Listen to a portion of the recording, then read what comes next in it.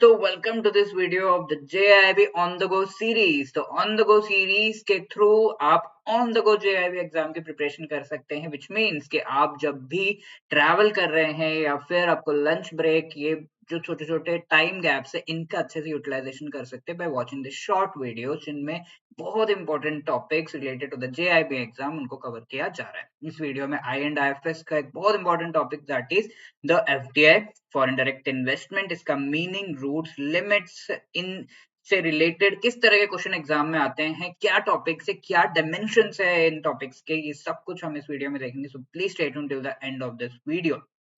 और let me tell you before moving into the video कि there are many times ऐसा होता है कि अगर आपको प्रीवियस ईयर क्वेश्चंस का अच्छा किसी एग्जाम का आइडिया रहता है तो you can properly prepare for the exam most important topics MCQs। तो वो हम प्रोवाइड कर रहे हैं as part of PDF document जो आप डाउनलोड कर सकते हैं by clicking the link given in the description of this video. सबसे पहले मोस्ट इंपॉर्टेंट टॉपिक्स, जहां पर ईच एंड एवरी कंपोनेंट के chapter wise most important topics to give you an idea कहां से क्वेश्चंस आते हैं प्रीवियस ईयर क्वेश्चन 2023 से अभी तक के, ताकि किस पार्ट से किस तरह का क्वेश्चन एग्जाम में पूछा जा रहा है, कैसा क्वेश्चन आगे पूछा जाएगा, इससे रिलेटेड अच्छा आइडिया आपको लगे। 1200 मोस्ट इंपॉर्टेंट MCQs जिसके through each and every chapter wise आपको MCQs ऐसे प्रोवाइड किया जा रहे हैं to give you an idea कि किस चैप्टर से कैसा क्वेश्चन आ रहा है। ये सब कुछ हमने एक PDF डॉक्यूमेंट में कोलेट किया हुआ है, तो इसको आप जो है डाउनलोड कर सकते हैं by clicking the link given in the description of this video. और let me show you, first of all मैं एक प्रीवियस क्वेश्चन आपको दिखाना चाहता हूँ। यहाँ पर देखिए, ये क्वेश्चन अक्टूबर 2024 में FDI रिलेटेड पूछा हुआ है। तो इस वीडियो को मैं क्यों देखूं sir, because if you are watching this video then आप इस तरह के जो क्वेश्चंस है उनको आराम से आंसर कर सकते हैं। ठीक है, तो that is what we will be having a look in this particular video, right. तो यहाँ सबसे पहला जो हमारा टॉपिक है that is related to the meaning of FDI। ठीक है, FDI के साथ साथ थोड़ा बहुत FII से भी मैं इसे कंपेयर करूंगा ताकि हमने जो क्वेश्चन देखा था उसको हम आंसर कर पाए एंड आपको एक आइडिया लग जाए। ऑल्दो इनका कंपैरिजन और डिटेल में आगे का जो वीडियो है उसमें आपको देखने को मिलेगा, राइट। तो FDI, what is this FDI? ये चैप्टर 8 जो आपका आई एंड IFS का पेपर, आई एंड IFS का जो सब्जेक्ट है उसमें चैप्टर 8 जो है मॉड्यूल ए में, उसका एक टॉपिक है। FDI is one of the type of the foreign investment। अब ये देखिए नाम क्या है इसका, फॉरेन डायरेक्ट इन्वेस्टमेंट, FDI। ठीक है, तो फॉरेन डायरेक्ट इन्वेस्टमेंट हम किसे कहते हैं, ऐसा क्या फीचर्स है इस इन्वेस्टमेंट के जिन्हें हम फॉरेन डायरेक्ट इन्वेस्टमेंट कहते हैं। तो टेकिंग एन एग्जांपल, ठीक है, ये जेठालाल है, उनकी फैक्ट्री है, गड़ा इलेक्ट्रॉनिक्स, अब इलेक्ट्रॉनिक्स ये बनाने लगे, तो इस फैक्ट्री में इन्हें इन्वेस्टमेंट की जरूरत है। अब देखिए अप्रोच भी किसको किया, US जाकर इन्होंने टॉम क्रूज को अप्रोच किया कि मुझे कुछ इन्वेस्टमेंट दीजिए। टॉम क्रूज एग्री हो गए and he invested in the machinery of the factory of Jethalal. ठीक है, तो ये स्मॉल अमाउंट ऑफ इन्वेस्टमेंट है या लार्ज अमाउंट ऑफ इन्वेस्टमेंट है, आप बताइए मुझे। ठीक है, तो as it can be understood ये एक लार्ज अमाउंट ऑफ इन्वेस्टमेंट है, right. And whenever the investment, general technically अगर मैं बताऊं तो पूरे जेठालाल जी की फैक्ट्री का जो बनाने के लिए 100 लेट से करोड़ का रिक्वायरमेंट है। इसमें से अगर 10 करोड़ या ज्यादा का अमाउंट अगर कोई दे रहा है that will be called the foreign direct investment. ठीक है, 10% का लिमिट रखा गया है in the capital requirement of this particular venture. तो उससे ज्यादा अगर कोई दे रहा है 10% या उससे ज्यादा, that will be called FDI। अब 10% से कम रहेगा तो उससे पहले तो FII या फिर इस तरीके से नाम दिया जाता था, but now it is called FPI।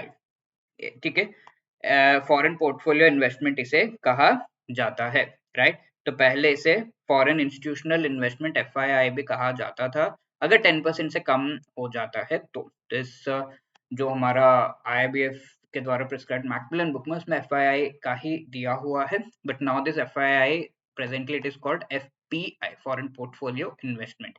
ये short term and low amount of investment होता है। ठीक है, तो इस हिसाब से what are the various features of foreign direct investment वो हम यहाँ पे फटाफट देख लेते हैं। एक फीचर तो हमें समझ में आ गया कि ये जो है लार्ज अमाउंट ऑफ इन्वेस्टमेंट होता है। दूसरा, ये लॉन्ग टर्म के लिए, मशीनरी सारा इंस्टॉल करवा दिया टॉम क्रूज ने जेठालाल जी की फैक्ट्री में, तो ही वॉन्ट बी आस्किंग ना कि बीच में मुझे उखाड़ के सारे मशीन दे दो, नो, लॉन्ग टर्म का ही है। 5, 10, 15, 20 साल के लिए ही इन्वेस्ट किया हुआ है until he gets his profit from this particular venture. ठीक है, तो that is the features of the FDI and FII के in comparison आप समझ पा रहे होंगे. तो like एक example है, if मशीनरी में इन्वेस्टमेंट कर दिया, so that will be called a foreign direct investment. FDI long term perspective से इन्वेस्टमेंट किया जाता है, तो इसी के सामने FII का अगर मैं बात करूं तो ये शॉर्ट टर्म के लिए इन्वेस्टमेंट किया जाता है, लॉन्ग टर्म नहीं है, शॉर्ट टर्म है. ये इन्वेस्टमेंट जनरली जैसे जेठालाल जी के फैक्ट्री का जो शेयर्स है, इन्होंने मार्केट में शेयर्स लॉन्च किए हुए हैं, तो वो शेयर्स में अगर कोई इन्वेस्ट कर रहा है या फिर 10% से कम का इन्वेस्टमेंट कर रहा है, that will be called the foreign institutional investment which presently is called foreign portfolio investment, FPI. ठीक है, इसके अलावा ये जो मेजर इन्वेस्टमेंट करेंगे तो हमारे कंट्री के GDP में भी कंट्रीब्यूट करेगा. तो FDI actually contributes to the GDP of the country also, while FII FPI जो है वो कंट्रीब्यूट करता भी है, नहीं भी है, ऐसा हम कह सकते हैं, बट जनरली वी से कि वो नहीं करता बिकॉज कम अमाउंट है, पहली बात. दूसरा, if you have invested in the shares, why do you invest in the shares? ताकि शेयर्स किसी और को सेल करके निकले उसमें से, यही मेन रीजन रहता है. तो शॉर्ट टर्म का इन्वेस्टमेंट है, तो वो शॉर्ट टर्म का इन्वेस्टमेंट उतना GDP में काउंट नहीं कर पाते हैं हम, बिकॉज आने जाने वाला टाइप ऑफ मनी है, and that is why this FII is generally called volatile या हॉट मनी. क्या कहते हैं इसे? Hot money. हॉट चीजें क्या होती हैं? गरम गरम अगर पानी है तो क्या होगा, उबलता रहेगा and the vapour will go keep going out. वैसे this money comes and it goes out, that is what is called volatile, यानी कि इट इज वेपराइजिंग. ठीक है, वेपराइज होकर निकलता जा रहा है. हॉट मनी मींस फटाफट से ये ट्रांसफर होने लगता है. ठीक है, तो दैट इज द थिंग. तो FDI तो स्टेबल इन्वेस्टमेंट है, बट FII या FPI is not stable, unstable होता है, बिकॉज वोलेटाइल इसे कहा जाता है, आता है फिर चला जाता है. Then it depends upon the macro economic profile of the country, यानी कि इफ आई से कि go and invest in some country, X country जिसमें वॉर हो रहा हो, तो you may not be interested to invest. But India ऐसे जो स्टेबल कंट्रीज है, हमारा मैक्रो इकोनॉमिक प्रोफाइल यानी कि GDP वगैरह ऑन द राइज है एंड सही डायरेक्शन में जा रहा है, तो there you can invest. FDI FPI FII जो है कई बार थोड़ा रिस्की इन्वेस्टमेंट भी किया जाता है. ठीक है, तो दैट इज ऑल्सो देयर. तो ये FDI जो है ये इसमें भी रिस्क है, लेकिन अगर कंट्री का जो प्रोफाइल है वो सही है, GDP अदर इन्फ्लेशन वगैरह सही लेवल्स पे है, तो then we will be investing. Otherwise हम सोचते हैं 10 बार इन्वेस्ट करने से पहले. तो there are different routes through which this FDI can be invested. 2 routes हैं, जिसे पहला रूट को हम गवर्नमेंट रूट कहते हैं. फॉर एग्जांपल, अगर कोई ऐसा फैक्ट्री है जिसमें गन्स या वेपन मैन्युफैक्चरिंग हो रहा है, तो इसमें लेट्स से हमारे पास के एनिमी कंट्रीज से पैसा आ रहा है, तो ऐसा होगा तो will the government allow that openly? No, government इस पे थरो चेकिंग करेगा, इजंट इट? तो that is called the government route. ये जो मनी आ रहा है गवर्नमेंट के थरो चेकिंग के थ्रू ही इंडिया में आ सकता है. That is called the government route of FDI investment. And the other is the automatic route. Automatic route में होता यह है कि गवर्नमेंट उतना चेकिंग नहीं करता, थोड़ा बहुत जो है ट्रैक रखता है. लाइक लेट्स से यूएसए से बिस्किट फैक्ट्री में इन्वेस्टमेंट आ रहा है, तो why would the government interfere? थोड़ा बहुत चेक रखता है कि कुछ गड़बड़ ना हो, apart from that it is fine. तो these are the 2 routes, government route and automatic route. And different types का इन्वेस्टमेंट होता है, green field, brown field, joint venture. तो इनको एग्जांपल्स के थ्रू समझते हैं. ठीक है, तो ग्रीन फील्ड इज दैट जहां पर स्क्रैच से कोई चीज स्टार्ट की जा रही हो, लाइक कोई फॉरेनर इंडिया में आया, एकदम स्क्रैच से एकदम नया जो है वेंचर स्टार्ट कर रहा हो, या फिर एकदम नया प्रोडक्ट लेकर आ रहा हो. फॉर एग्जांपल, मैकडोनल्ड्स ने एक टाइप ऑफ बर्गर जो है उसका शुरुआत इंडिया में किया था, because different types of meats India में अलाउड नहीं है, पीपल डू नॉट ईट. तो some veg burger was started. बताइए कौन सा है? यस, ठीक है, मैक आलू टिक्की बर्गर जो है उसको स्टार्ट किया गया था कि आलू जो पोटैटो उसका इसमें पैटी रहेगा. तो इस तरीके से न्यू प्रोडक्ट अगर आप स्टार्ट करें, that is a green field investment. ऐसे ही ब्राउन फील्ड इन्वेस्टमेंट इज, अब फील्ड देखिए, लेट्स से पूरा एक मैदान है, ग्रास वहां पर उगा हुआ है. ग्रीन मतलब you have to cut the grass, then digging, तब फिर ब्राउन कलर का जो सॉइल है वो दिखेगा.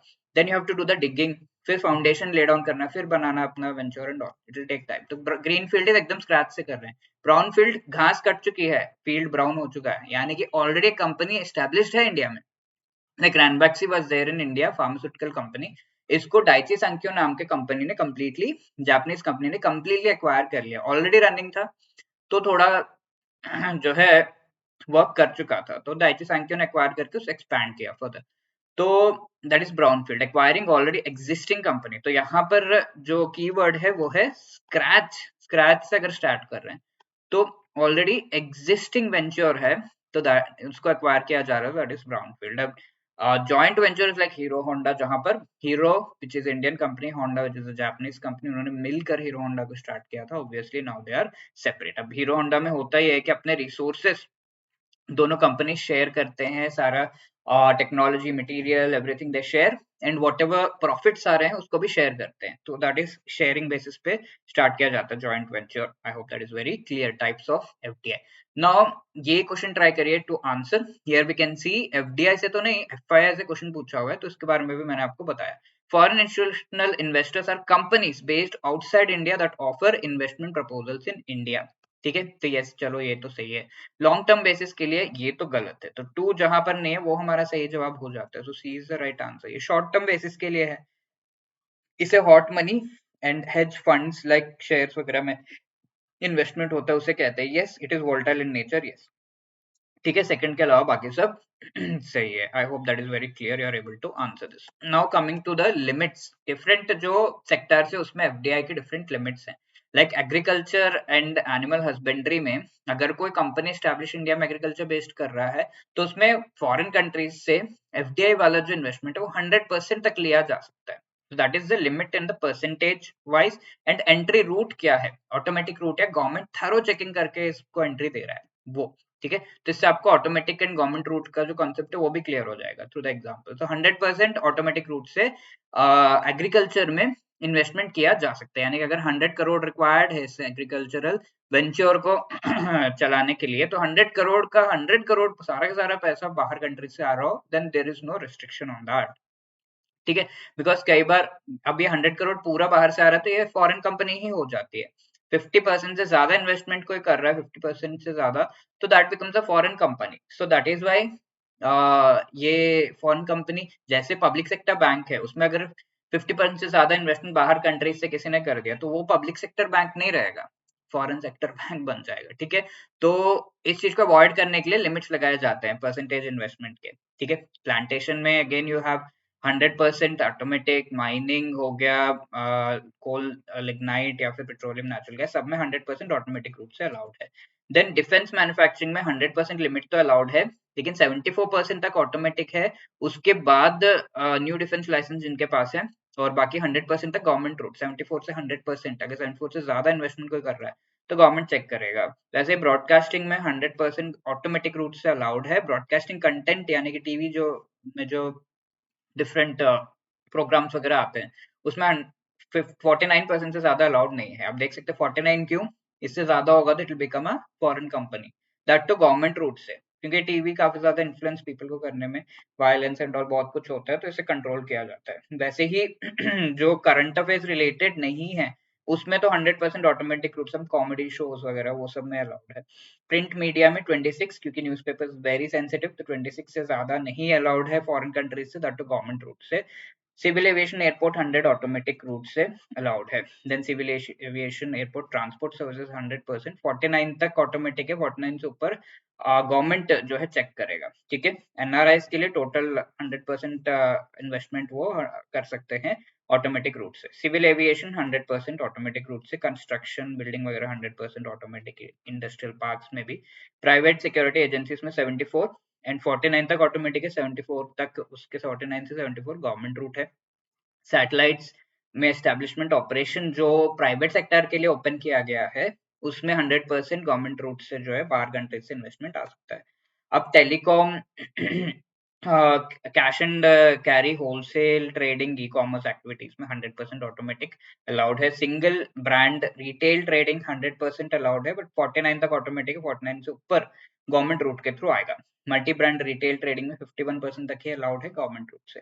अब इसके अलावा हमारे लिए क्या इंपॉर्टेंट है, ये सब मे not B that much, duty free railway asset reconstruction companies में 100% ऑटोमेटिक रूट में अलाउड है।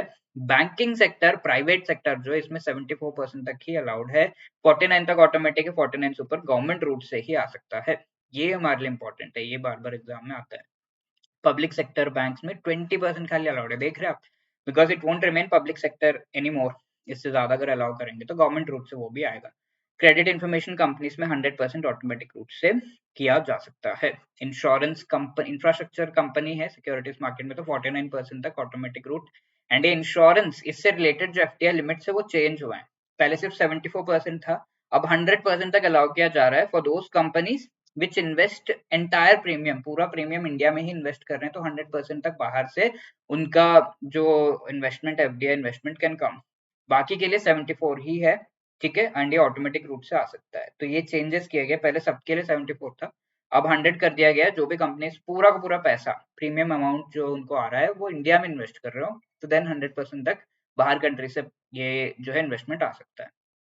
पेंशन के लिए 49 automatic, power exchange 49 automatic, and white label ATM operation 100 automatic किए इनके लिए। एंड फाइनेंशियल सर्विसेज एक्टिविटीज जो आरबीआई, सेबी, आरडीए या एनी अदर रेगुलेटर के द्वारा रेगुलेट किया जा रहा है इंडिया में, तो उनसे रिलेटेड है तो it is allowed 100% automatic route के थ्रू।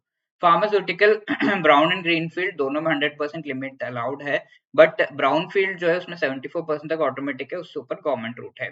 फूड प्रोडक्ट जो इंडिया मैन्युफैक्चर हो रहे हैं 100% गवर्नमेंट रूट से इसमें पैसा आ सकता है, एफडीआई आ सकता है। Now please try to answer this question. The FDI limit allowed in private banking is how much? ठीक है, क्या है जवाब? Yes, A 74% is the right answer. Then this is a homework question, जून 2024 में आया था। Investment in a multi national corporation by stock in a established firm, तो ये क्या होगा? Greenfield, brownfield, joint venture, wholly owned subsidiary? Please let me know the answer in the comment section. सभी लोग आंसर करते हुए ही जाएंगे। And here is a question जो पिछले सेशन में पूछा हुआ था कि 9th प्लान का मेजर ऑब्जेक्टिव क्या था? तो faster sustainable growth या growth with justice, equity, strong focus on basic minimum services. So obviously B is the right answer. Faster sustainable growth ये तो 12th का था। rapid industrialization, public sector expansion second plan में था, and completing economic reforms and full capital account convertibility ये तो शायद नहीं था अभी तक, ठीक है। तो this is the answer for the question. Now coming to the part जहां पर अगर आपको किसी भी तरीके से हेल्प की रिक्वायर्ड है for your preparation of the exam, then we are there to help you out, ठीक है। तो एडुटा बहुत बढ़िया कोर्सेस आपके लिए प्रोवाइड कर रहा है। And here is the master course जिसके थ्रू आप कॉम्प्रिहेंसिव प्रिपरेशन अपने JIB 2026 एग्जाम के लिए, मे 2026 एग्जाम के लिए कर सकते हैं। इस मास्टर कोर्स में शॉर्ट रिकॉर्डेड वीडियोस के थ्रू सारे चारों कंपोनेंट, चारों पेपर्स के सारों जो सिलेबस वो अच्छे से एक्सप्लेन किया गया है 15-20 मिनट्स के वीडियो से। तो आप ट्रैवल करते हुए या फिर ब्रेक टाइम्स में भी इन्हें देखकर अपना सिलेबस कंप्लीट कर सकते हैं क्विकली। पूरा सिलेबस बहुत ही कम टाइम में आपको पढ़ाया गया है। And each and every chapter wise MCQs, full length mock test, chapter wise notes, exam से पहले रिवीजन के लिए आपको लाइव क्लासेस के थ्रू ये रिवीजन भी कराया जाता है मोस्ट इंपोर्टेंट टॉपिक्स का, ठीक है। तो you can be part of this. अगर आप चाहते हैं कि नहीं मुझे इंडिविजुअल सब्जेक्ट रिलेटेड ऐसा कोर्स चाहिए, तो वो भी अवेलेबल है, IIFS, PPB, AFM, RBWM। अब इसके अलावा अगर ऐसा है कि नहीं मुझे लाइव क्लासेस चाहिए, तो we have the live crash course also, जिसके थ्रू आप लाइव मोस्ट इंपोर्टेंट टॉपिक्स पढ़ सकते हैं। बाकी सारे फीचर्स आपके मास्टर कोर्स जैसे इसमें है, एक्सेप्ट रिकॉर्डेड वीडियोस आपको नहीं मिलेंगे, बट हाँ लाइव क्लासेस की रिकॉर्डिंग जरूर मिल जाएंगे। लाइव क्लासेस में जो पढ़ाया जा रहा है, लेट्स आप लाइव नहीं देख पाए तो आपको रिकॉर्डिंग मिल जाएगा, तो that is there. You can opt for live crash courses also. Test series का भी आप पार्ट बन सकते हैं। टेस्ट सीरीज से आप खुद से प्रिपेयर कर रहे हैं, आपको सिर्फ टेस्ट चाहिए, तो solve previous year question, chapter wise MCQs, full length mock test आपके टेस्ट सीरीज के थ्रू मिल रहा है। And very importantly you are getting wonderful discount, so you can use this coupon code buy now पे click करके सारे details देके coupon code use करेंगे तो आपको 75% मिनिमम डिस्काउंट जो है इन कोर्सेज पे मिल रहा है। The discount keeps changing as per the coupon code, तो आप इसे यूज करके इस पर्टिकुलर चीज के लिए ऑप्ट कर सकते हैं। And if you are like कि नहीं मुझे थोड़े सैंपल्स चाहिए, कैसा पढ़ाते हैं, कैसे डॉक्यूमेंट्स इनके, तो you can go for a 3-hour trial course also. If you have any other query, call us on this number or drop a mail at hello@edutap.co.in. Wishing you all the best. Thank you so much.